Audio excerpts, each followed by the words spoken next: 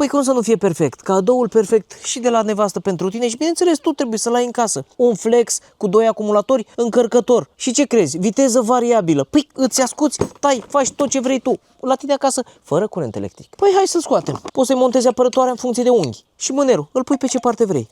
Pui șaiba, pui discul, pui piulița, apeși pe piedică și strângi. Cu cheia cu care vine la set. 2 acumulatori de 48 de volți, 6 amperi.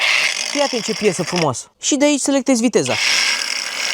Mică, medie și mare. Sau sapele, cazmalele, toporișca. Toată treaba prin curte ți-o faci. Că acum ai cu ce.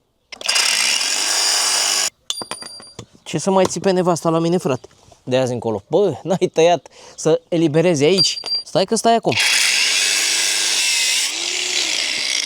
În 2-3 zile lucrătoare ajunge la tine acasă. Gospodar te numești. Eu am de curățat toată linia asta, să scot toate fiarele astea, să dea nevastă mea cu vopsea. Așa că am un ajutor perfect. Spodar.ro. Cu noi ești gospodar. Și mai e o chestie. Calitatea înainte de toate.